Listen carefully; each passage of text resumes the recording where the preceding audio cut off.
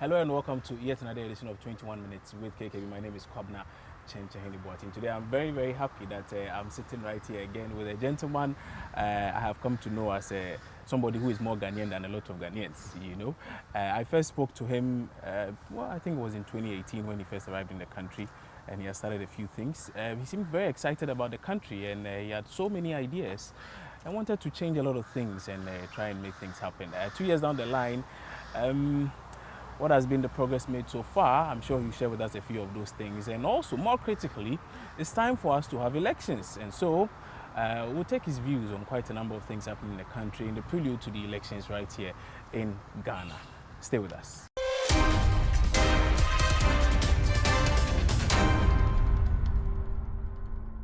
Many thanks for staying with us. My guest today is the UK High Commissioner to Ghana, His Excellency Iain Walker. Mr. Walker, thank you so much for agreeing to do this again.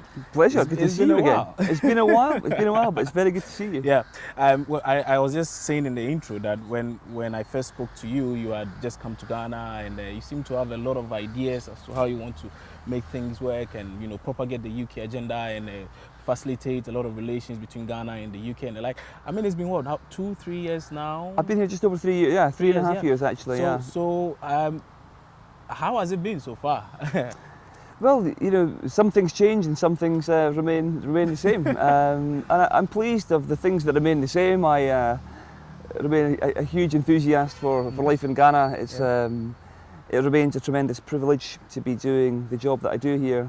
And I get great satisfaction out of us trying to kind of deepen and broaden the partnerships that we have between the UK and Ghana. And I think we've seen good progress in much of that in various different domains, particularly focused on economic development, investment and jobs for sure, and also trying to deepen out some of those cultural ties to the diaspora.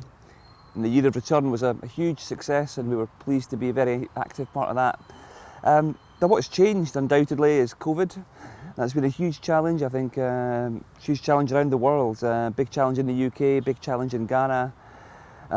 And the way we work has therefore kind of adjusted accordingly.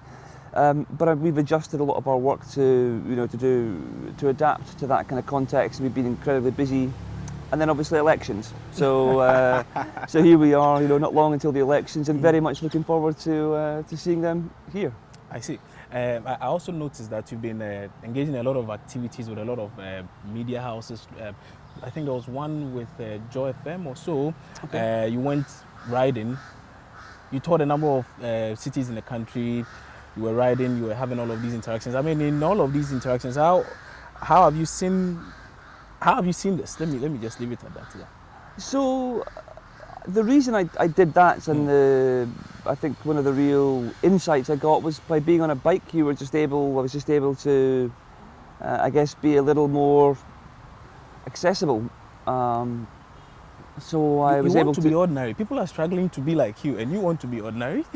But I think that the thing for my job is that, of course, it's a great privilege to meet people in high office, and that obviously matters. It's a big part of what I do. But I absolutely believe that to understand the pulse of a country, you have to get outside the capital. And to understand the pulse of a country, you need to speak to people who are in all different walks of life. Yeah. And that really, I find that really invigorating. That's what I enjoy, that element of my role. And that cycle from Burkina down to Accra was a great opportunity to do that. And it was less about the cycling, as I've talked about before. It's less about the cycling and much more about seeing the beauty of this country and talking to people in their communities and not having the baggage of His Excellency coming in front of my name, but just being Iain and just being able to talk to people as kind of, you know, fellow inhabitants of Ghana. I remember very well. You trended that week, and I think subsequently you've done a few other things that have gotten you in the news. And I'm usually very excited when I see such things. And then again, there have been similar of such incidents with, I think, is it the Australian High Commissioner as well, and then the French ambassador also. So much so, some are even beginning to say, what, is this the new trend that the diplomats will now try so hard to be as ordinary with the people and try to really understand what the issues are? Is this sort of a new thing? Well, look, I think I can't speak for other people, but I think for me, I don't see myself here as being here to entertain people. That's not my objective. But what we are doing is we are, and have for many years, spent millions of pounds each year in developments. We're looking to encourage more and more private sector participants to come and be present in Ghana. We're encouraging more Ghanaian businesses to do work in the UK, and we're looking to deepen the ties between our countries. And I think the way I find that is effective is by, unsurprisingly, talking to people. So partnerships aren't just at a government to government level. They are at a kind of, At a community business level. to business and at a community level. Okay. And that's what we do. And to be honest with you, our work on development has always been in communities. Just last week I was up in Kumasi with the Zongo community up there, and that's where some real conversations are happening. In the context of elections, these are the guys that doing some fantastic stuff about educating people about discouraging violence, encouraging kind of peaceful elections. That kind of community level engagement is kind of, I really believe in it, and I think it's really purposeful. So that's why I do it. I see. So then we are delving straight into the elections. It's been a very slow campaign. For those of us who have observed campaigning in Ghana over a period, it's been very slow, but I'm sure perhaps because of COVID. But of course, in the last few weeks or so, things are beginning to pick up, and jabs here and there, punchlines here and there, and everyone's seeking to find a way to convince the electorate that they are the relatively better alternative. From where you sit and you analysing and seeing all of the things that have happened so far, I mean, let's take just your views on the campaign process so far. How have you seen it? Well, I think, like you have said, the context of COVID clearly changed the dynamic, and so too did the passing of former President Rawlings, I think, which was obviously sad news, I think, for Did you know the him whole personally? country. I did indeed, yeah, I did. Okay. So I'm incredibly sorry to hear of his passing, and I've expressed my condolences to his family.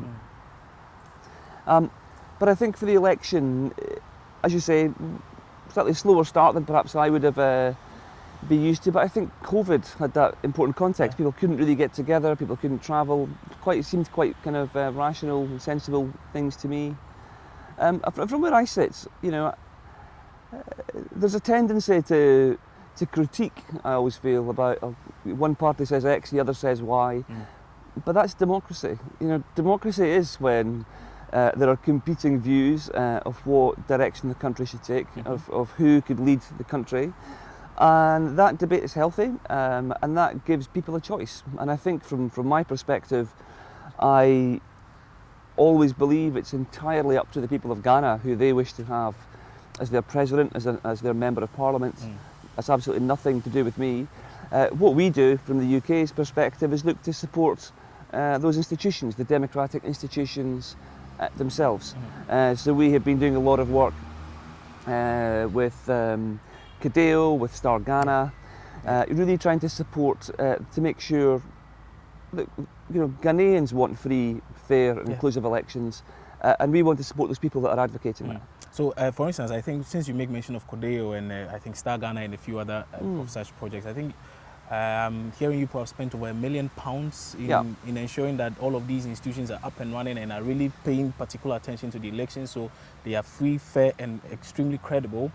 It will lead me to then begin to ask one of the things a lot of people say, that the West, the UK, why are you so keen on elections in Ghana? Why are you so particular about things going right for Ghana? So Ghana is a friend, an ally, partner of the UK in so many ways, and I think that we look at Ghana and the kind of development and the progress that Ghana has made under both of parties of both kind of political leaderships, and it's growing prosperity, it's kind of growing inclusion. I think it's commitment to peace, and I think my firm belief is that all of that is built on the foundation of democracy. All of it is built on that. So I think when you ask me, why do we do it? Well, it's not really what we are doing. I think that's the bit I'd want to make really clear. Okay. What we are doing is supporting those that are advocating free and fair elections. We are not doing it to Ghana, we are supporting Ghana, and we're supporting the people of Ghana do what they tell us they want to achieve. Whether that's the political leaderships say that's what they want to see, and we know they do, but actually we fund civil society organisations through Star Ghana. So it's not me pushing things, it's very much enabling Star Ghana to progress and you that just agenda. Supporting them. Exactly. So it's not a case that, say, the UK has any real interest in the elections. We would like the elections to be free, fair and inclusive, and to build on the really proud tradition that Ghana has on elections. So I don't think, again, that we're saying let me say, I think we absolutely expect Ghana to have free and fair and inclusive elections. Since '92, the first ones, and then the first transition of power in 2000 to 2001, I think Ghana really has built a story.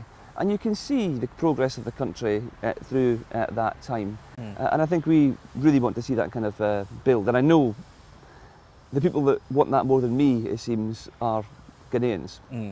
I see. So then, for instance, when you sit back and you hear comments by, say, some flag bearers suggesting, no, the EC is not doing the work well, no, this is it, no, they'll rig the elections, blah, blah, blah. When you sit and you hear such things, of course, there have been accusations from both ends, but when you sit and observe some of these things, do you think they are possible threats to the peaceful election we are looking for this year exactly? Well, I always think that, if you make the analogy to a game of football, you don't want the commentary to always be about the performance of the referee. So I think that we do, obviously we hear of the kind of challenges and the criticisms that have come. And again, in a democratic society with an open and free press, if people believe that, they should rightly challenge that, but we always encourage the pursuit of the rule of law. So and we know that some of these cases were taken to courts and considered at courts, and we know some of the kind of grievances and challenges kind of remain. But I think that what we continue to advocate is for real transparency in that process. And I think, to give the Electoral Commission their due, there has been a lot of communications recently about how this is going to be done. There's been a lot of communications and engagement on social media and on television around how this election will be taken forward. To their critics, I understand that won't meet all of their concerns, but I guess what we are seeking to do is to encourage that dialogue, to encourage the fact that it's in the interest of the people of Ghana that the election goes ahead smoothly, fully and smoothly. And I think that when people stop and think about it, they know that too. So therefore, we've got to just try and encourage that dialogue as we go through this process. I see. A lot of the time, people say the media, we are the ones who either make peaceful elections or create chaos. Because if you do not amplify that which does not need to be amplified, people do not even hear it to then begin to act on it. And so we are essentially playing a critical role in this space. Sitting back and looking at the media landscape, I'm sure you do a lot of monitoring also. Does it appear we are doing a good job at that? I don't think it's for me to mark your scorecard, but I do think that when you look at independent global indices on media freedom, Ghana performs well. And of course, you could tell me where it could be done even better, but it does seem to me that sometimes life should be uncomfortable for those in power. That is the role in many ways of the media, to bring that to light and to kind of shine a light on the issues of the day, and often done? To build campaigns around that. And I think that's a really important role of the media and the freedom of the media. And the fact that we can read those reports and see those reports and people can draw their own conclusions is of itself a good thing. Are you doing a good job? I think in many cases, yes. I know there's been some challenges in media freedoms in the past, and we will obviously be watching closely. Another thing that we also fund is through our funding of Star Ghana, supporting media houses to develop and to invest in journalism and such like. So we'll obviously be watching that. You can see around the world when democracy is challenged, it's when things like the internet goes down, or it's when TV stations are taken off the air. I don't believe that should be the case or will be the case in Ghana, and I think that the ability to express views openly and to hold views that are counter to those in power is a legitimate approach to democracy. And I'd say one of the things that makes Ghana the strong and vibrant country that it is. So there's a lot of talk also about inclusivity. I would go straight by asking, so inclusive elections, to you, what would this mean? So for me, inclusive elections mean that anyone that is eligible to vote should be able to vote without fear, without kind of concern, without undue influence.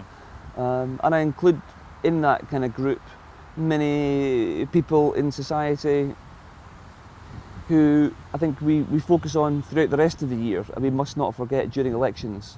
Next week is International Day for those with disabilities. Earlier this week it was kind of International Day focused on violence against women.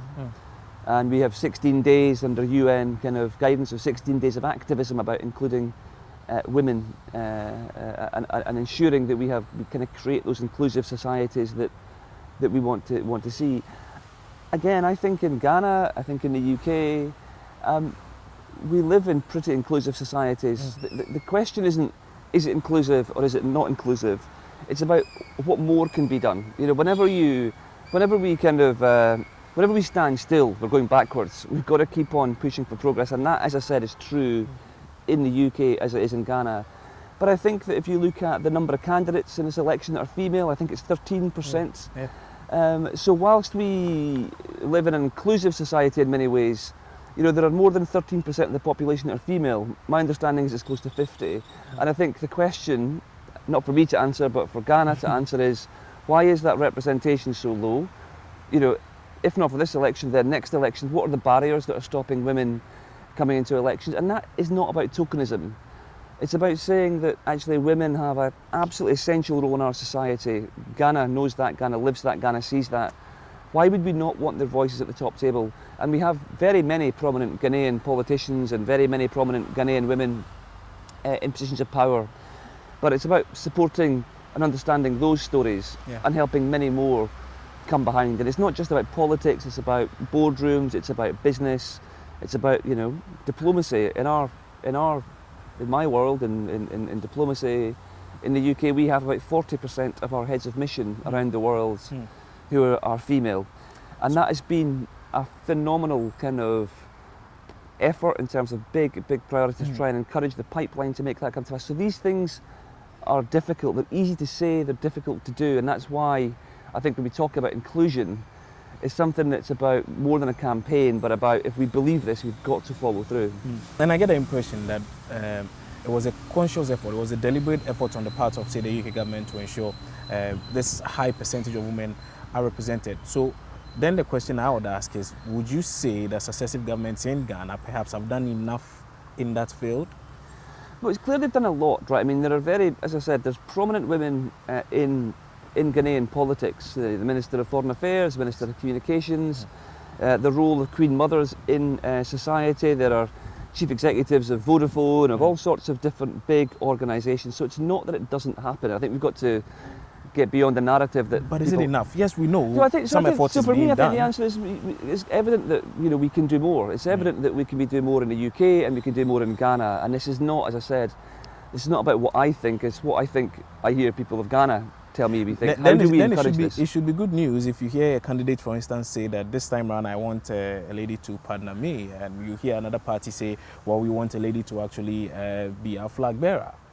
That should be good news. Yeah, I think so. But as I said, for me, it's about, because women come with a different, often a different perspective that is. So it's not about increasing percentages. It's about improving the quality of the debate. As we go to the polls now, I'm sure there have been a lot of peace messages that have come out from both parties and from a lot of very high-profile personalities. I think it won't be out of place to plead with you to also share a few of such words with us, so our viewers and, in fact, the entire Ghanaian body can also know what it is we are going for. It's just a decision between whichever we feel is better, and it's not really about fighting or anything. So let's hear it. No, completely. I mean, as I say, people should be able to go to the ballot box and express their view of every confidence that they can, and they should do that without any sense of fear or intimidation. In fact, quite the opposite. It should be a day And I hope it will be a day of celebration. It's a day of power for people. People can vote and they have the power over who they want to see come in to steer your country. And I think that's a great thing. And it often sounds a bit glib. It sounds so simple. It should be peaceful. And you think, crikey, yeah, of course, we all know that. But we all know how quickly those rights can erode, and we've seen that around the world. So I think that let's make sure that we stand up and fight for the things that we really do believe in. And I do that passionately because I believe from the bottom of my heart that the people of Ghana know what's best. And when they vote, they will decide. That is the beauty of democracy. Right. Today we decided to just focus on elections. Once we are done with December 7, what the EC is saying in 24 hours, they may possibly be in a position to declare the results. We would know whoever it is that has won the elections. I'm sure you'll be looking forward to working with the person. Of course. Whether John Dramani Mahama or any other person or Nana Dankwa Akufo-Addo. Okay. Once that is out of the way, we'll come for a lengthier session. I hope that will be granted. Of course, Fantastic. always keen to speak. Look, I think you're always welcome. We're always keen to not just to kind of transmit, but to receive. You know, I think that I approach this job, my mission approaches this job with the utmost humility. We are not seeking to impose our will, we're seeking to work with Ghana in all that we do, whichever government that is. And I can say that in total confidence because in my personal experience, I'm not a political appointment. I have worked for both kind of David Cameron on the Conservative side and Tony Blair and Gordon on the Labour side. That for me is not the driving thing. For me, it's about how do we, whoever wins the election, how do we take forward and align the agendas of our countries. And I have every reason in my time here to believe that we're doing lots of good things, but there's so much more that we can be doing together. I'm certain of that. So, Walker, thank you so much for your time today on 21 Minutes with KKB. Iain Walker, His Excellency Iain Walker. He doesn't like the His Excellency, but I'm still adding it anyway. He's the UK High Commissioner to Ghana. He's been our guest on 21 Minutes with KKB. You have heard him though. He has mentioned to you that there's no need fighting. There's no point. You're just going there to decide who you feel is a better alternative or is a better candidate to govern the country. This is a special edition we are doing specifically for the elections, and we are calling on all to ensure calm, to maintain calm. It's just an expression of ideas, okay? So let's just make this peaceful, smooth, and ensure that we decide on who is best to lead the country going forward. That has been today's edition of 21 Minutes with KKB. My name is Kwabena Kyenkyenhene Boateng. We'll be back with Mr. Walker sometime later, hopefully. But that'll be it for now. I'll see you soon, hopefully, with another guest you're expecting.